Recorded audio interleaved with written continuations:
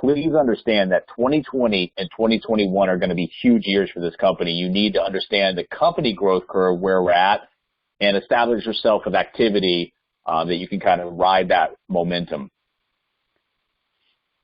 3 of the phrases that we've really been talking about is, do you know how money works? Great conversation opener for people in this industry or even outside of this industry. It doesn't matter. We're all being affected by this new digital environment. So we want to know, what is your digital plan? Most people have 0. And then what's the consequence of not having a digital plan over the next, let's say, 4 or 5 years? It's lots of consequences there. And then finally, it doesn't matter how long or how short the conversation is. If it's coming to an end point where there'll be no more continuation of that conversation in the future, just throw this out there. One last question, if you don't mind me asking, do you pay out of pocket for term life insurance? If you ask that, trust me, that is going to be money coming in. If you have enough conversations per month, this could be an extra $3,000+ to you, depending on ages, premiums they're paying. There's tens of millions of policies out here that need to be replaced. We're just trying to get into conversations where we're asking that continuously, because as that stuff does come up, if you find somebody in the upgrade window, it's pretty easy when laid out, this is what you have, this is what you can possibly have, does this make sense? Okay, let's move forward with the application. All we're trying to do is create a playbook, and your playbook should have offensive and defensive plays in there. If you were the coach of a team, you not only have to know how to have your own plays, but how to counteract the plays on the other side. I'm a big Duke basketball fan. Last night, they lost non-conference game at home for the first time in 2 decades. Coach K's after game press conference said, we deserve to lose. So we deserve to get whatever we put into this. And the main thing that I want you guys to take out of this today, if you're putting the activity and you're finding solutions for people, you deserve to get paid for that. Number 1 reason why businesses struggle, they fail to overcome objections with those close or what would be almost clients or customers. This is a big deal because you find a lot of those people that if you would have gone the extra distance, overcome the objectives, and closed them down, they not only would have been clients, but satisfied clients. So it's not in the budget. How do I know it works? Yeah, but will it work for me? I've never heard of you before. I already use something similar. These are those kind of generalizations and how to overcome those. We're going to get into direct language here in just a minute.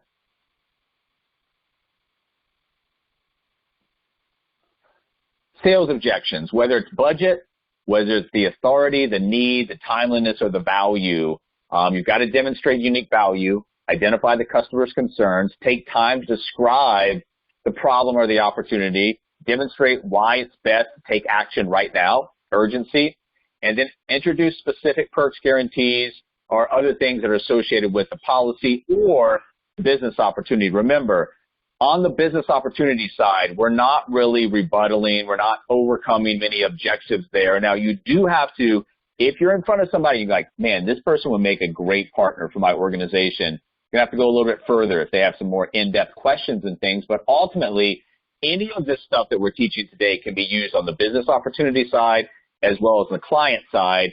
What I really feel that we're failing as a team right now, really as a company, is on the client side, closing down some sales, because I think we're taking that nonchalant attitude for the business partner opportunity into the client side, and that's where we have to tighten things up, because that's direct money for you, direct organizational growth, promotions, bonuses, the things that you guys are looking for.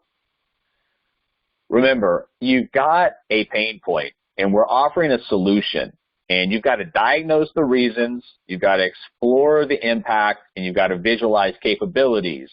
During the conversation, you have to open, control, and confirm. All you're doing throughout this whole process is taking a pain point that's been uncovered and leading them to a buying decision. It's not very hard. If you have a solution that works and you've done the time, the research, gotten in front of them, and it works for them, they pass the litmus test, they can afford it, we think they can medically qualify, it's suitable, you deserve to be paid for that effort, for that solution that you have brought to the client side. Never, ever, ever ask why. So if somebody says, no, I don't think I'm going to do this right now, if you say why, that's going to put them in a very defensive position. Why is what children ask their parents when they want to be real annoying. Now, you want to know why, but you can't come out there and directly say why, because that puts the other side in a defensive position. You've got to come up with some other language to expose the reason so you can overcome those objectives or overcome or clarify those misunderstandings and get them back into, the rotation of where you need them to be to end up with a sale. The original reason somebody gives you, for example, I'll give you guys an example. Somebody might say when it comes to, if they on a business partner side, they might come to the tier 2, and when it gets time to pay, if they don't have the money, they're not going to say, most people aren't going to say, I don't have $200. They're going to come up, well, I need more information. I need to know more about this. I want to see the contract. And these are all deflections so that they don't have to come, into saying, hey, I don't have $200. So the surface level, what somebody's actually giving you might be just a deflection. You got to find the symptom. You get a little bit closer, and you're going to find the true root cause. Whether it's a partner or a client, realize that you have to get to the underlying cause of the objection.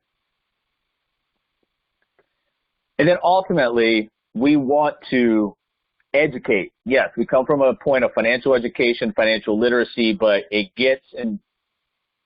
you start to over-educate your clients, it's going to put them into a state of paralysis, because over-education can cause the prospect to lose momentum. If the client doesn't want to hear about X, Y, or Z, you don't really need to bring it up.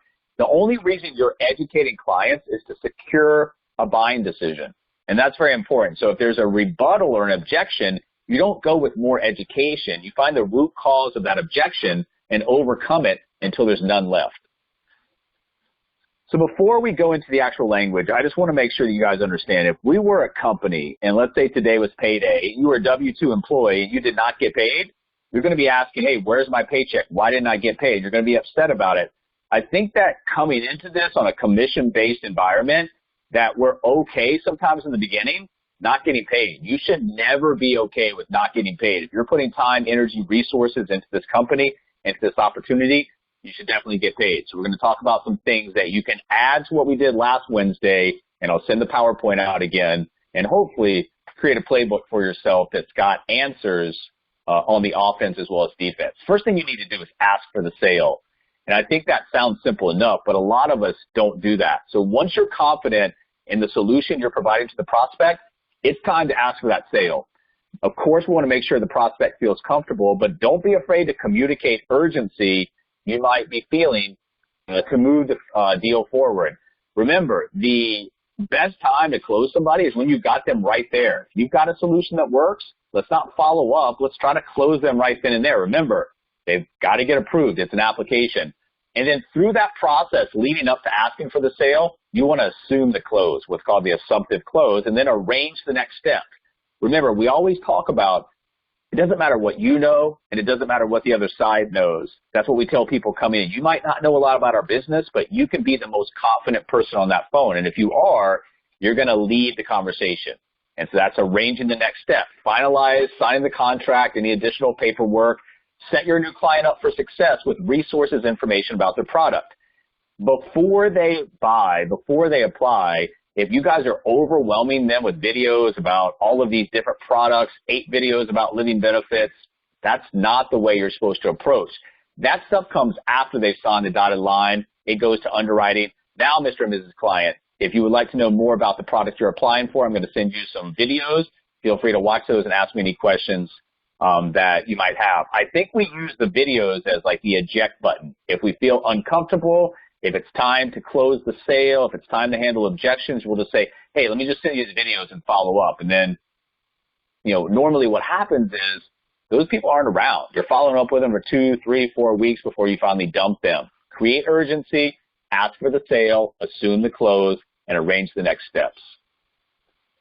So asking for the sale and sales closing questions. The sales closing questions are used to seal the deal, and that's it. Questions require direct answers. So you're not asking them a roundabout question, and you're not asking them something where you're going to almost interrupt yourself and not give them time to answer. If you're asking them an uncomfortable question, you have to be willing to sit there in uncomfortable silence sometimes and force them to answer. If you're asking them an uncomfortable question and you immediately just start talking on if you don't get an answer within a second or two, you got to work on that. So it looks like we've answered all the questions. Shall we move forward with this? I didn't answer from them, right? You said you want to get this done and off the to-do list. Let's figure out what needs to be done today. Okay?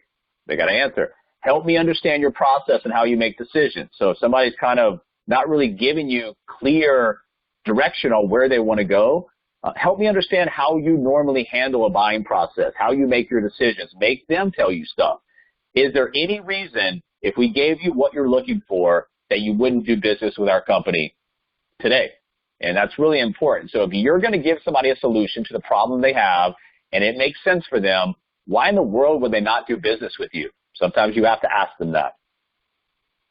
Let's move forward with this. Stay quiet. Make them answer. Yes, no, okay, that sounds good, whatever it might be. It seems like whatever product or service you have in front of them is a good fit for you. What do you think? Force them to participate in the conversation and give you feedback, because a lot of times that feedback will give you some objections they have, and it might be a valid objection or it might just be a misunderstanding. The misunderstandings, as you'll see a little bit later, are very, very easy to clear up. If we could find a way to deal with whatever their objection is, would you apply today, tomorrow, whatever it might be? So that's the thing. If you're handling objectives, once you pick off an objective and it's no longer an objection, then you just go down the list. If somebody has 3 or 4 and you overcome all 3 or 4 of those, well, guess what? Now they're in a position where they really don't have much left. They can go into the application. Would you like my help? Would you like me to help you with this situation? You know, I'm here right now. I'm a licensed professional. Would you like help with this situation? Taking all of the requirements and desires into consideration, I think that these 2 products will work best. Would you like to go with X or Y? So if you're presenting like a term of living benefits and an IUL, as far as protection and accumulation, you know, Mr. and Mrs. Client, this would work or this would work. What works better for you? Done deal. Let's go to the application. Shall we proceed? I hate to see, you know, that negative consequence happen because you didn't have the right product in place. Do you want to take the crucial step to protect you and your family today? We don't want to use like the fear tactic, but we want to get them thinking. You know, just in our organization over the past few years, we've had heart attacks that kill people, heart attacks with quadruple bypass. We've had ALS, leukemia, cancer, strokes. And, you know, and this is just from a small startup company team that's, you know, 4 or 5 years old. So this is important. We don't like to think about getting sick, getting hurt, getting ill. But if that happened, you know, are you potentially going to be in a position where you're going to take care of yourself and your family? Or by not acting on this today, potentially screwing you and your family in the future? Why don't you apply and see if this is an option? Remember, our life products are medically underwritten. The annuity on the life side is financially underwritten. It is underwritten. You have to apply. And that's a great question. Why don't you just see it? Why don't you just apply and see if this is an option? Get some skin in the game from them. Get them in with an application. If there's a medical involved, get the medical done, and then come back and reclose if necessary. I know you said you need to have a solution in place. Does this work? Once again, you are forcing them to take part in the conversation and expose what they're thinking, what their objections are, what they possibly don't understand. Will you commit to doing business with me, us today? You're asking for the sale, guys, and I think that's a lot of times what we fail to do. We go through the whole process of educating, of talking, of explaining, but we're not valuing our time enough. If you've done your job, ask for the sale. You deserve to get paid. Ready to move forward? I can assist you with the application. What happens next? So if you've got one of those things where the conversation seems stuck, they're not really communicating back and forth with you, you're asking them questions, you're not really getting a response that makes sense to you, just force them to tell you what happens next. That's a weird question, but it forces them, well, you know, what do you mean? What happens next? I mean, I've got a solution for you. I'm putting it out in front of you. It makes sense. It's affordable. All of these things, we got all the requirements taken care of. What happens next? I know X is a really big priority for most people. This solution will really be able to help you meet your goals. Do you believe I understand your current needs and future goals? Right there, you're asking them, do they believe that you're the person that can help them?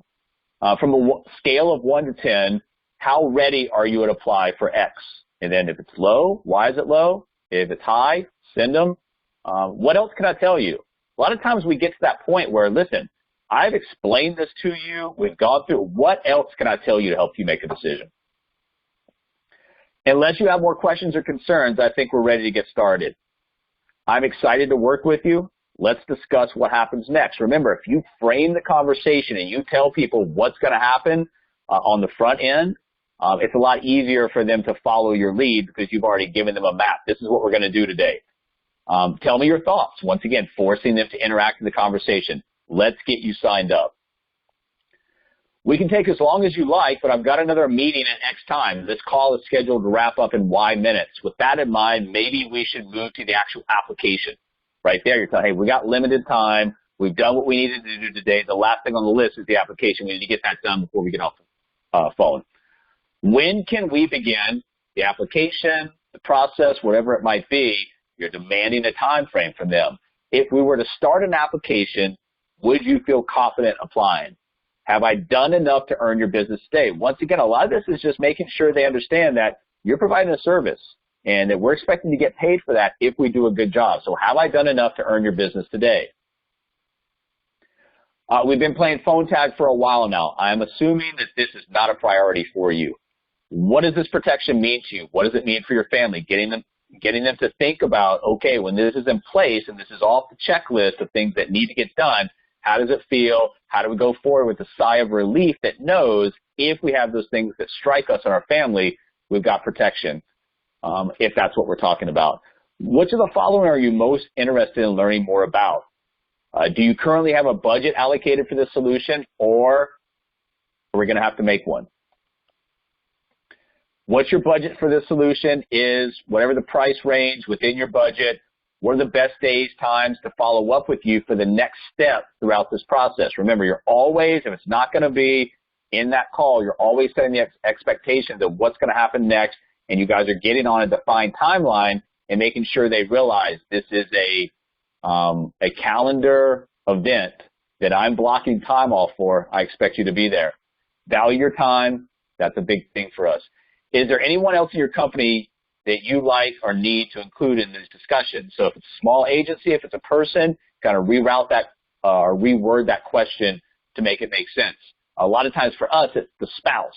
So if the spouse needs to be on here, let's get the spouse on here. Don't let the person that you're talking to leave it up to them to explain everything to their spouse, because I guarantee you 100% they're not going to be able to answer the spouse's questions, and a lot of what you said is going to get lost in translation, and it's not going to sound nearly as appealing as when you said it. One of the most common issues we keep hearing about is blank. Is that an issue for you? What is your timeline for making a decision? What are your biggest priorities right now? What's prompting you to do something about this challenge opportunity now? Once again, a lot of this stuff can be reworded for business partnership and client. A lot of what I want to talk about today was client. What's prompting you to do something about this?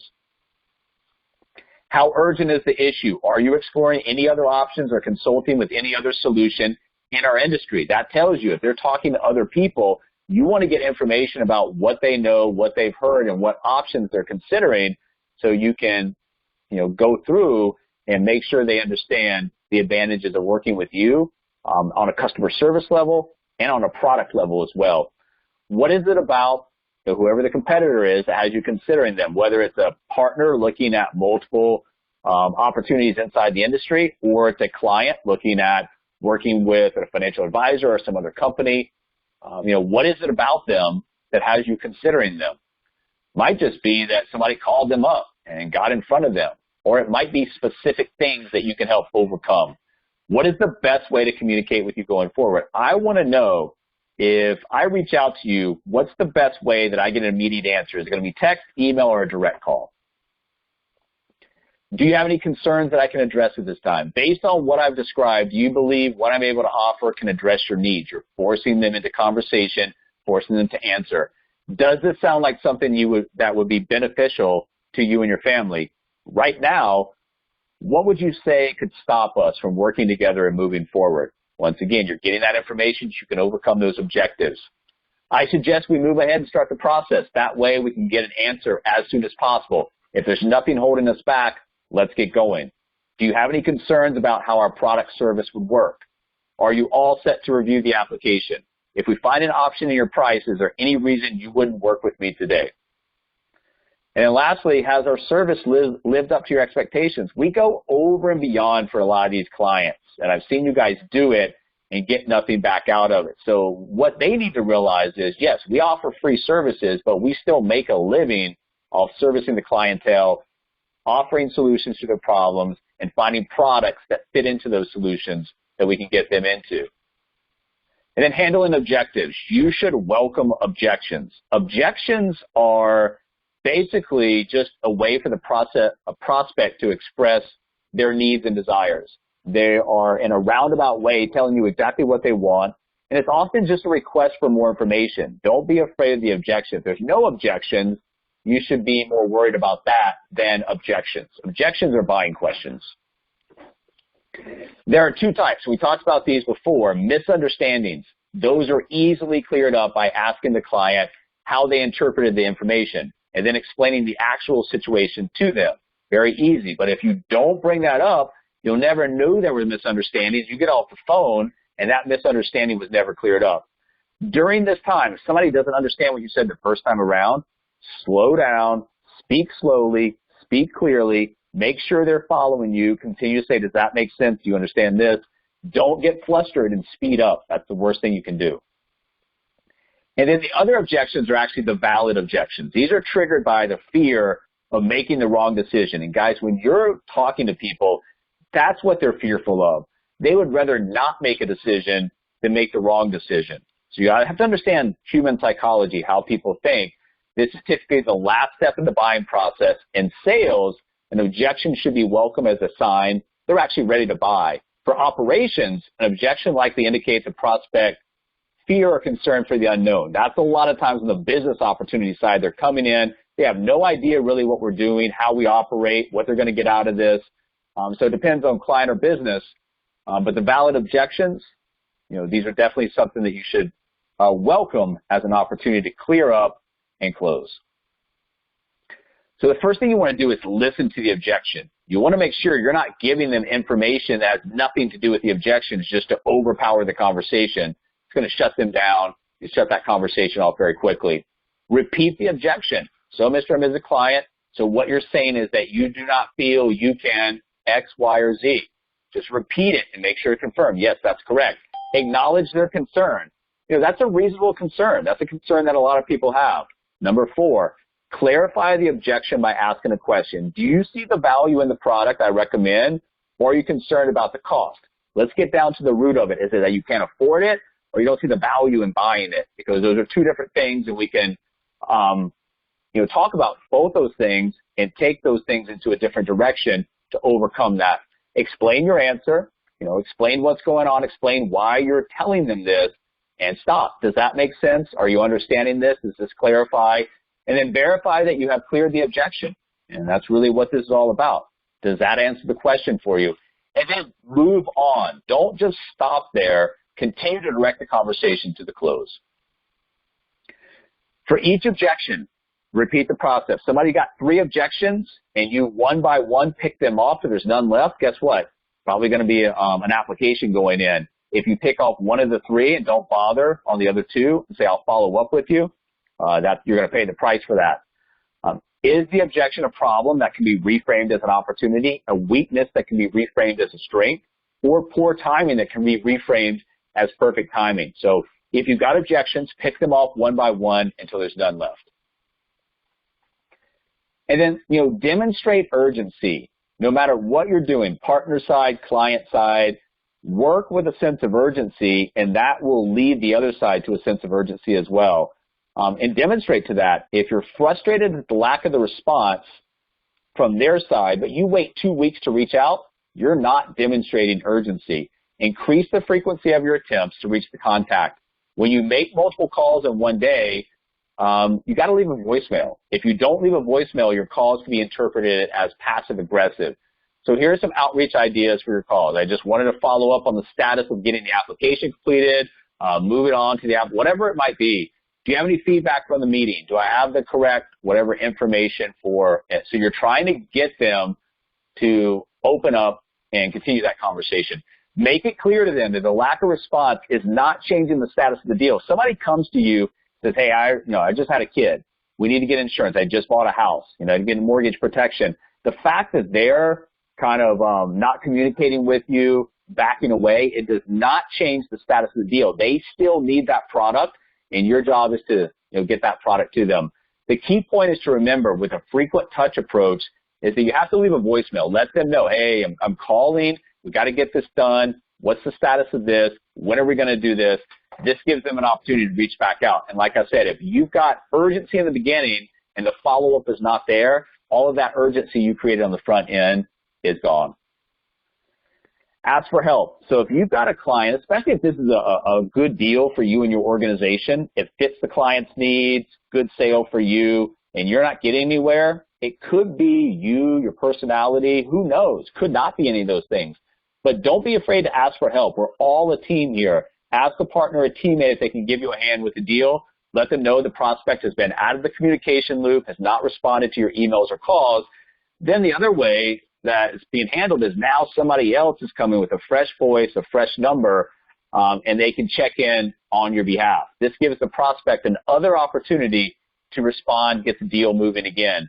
These strategies can turn what we call stalled deals from frustrating to promising and finally get you over the finish line. So sometimes, guys, a fresh voice, a fresh number, a fresh perspective, could get that deal going back. So lean on each other.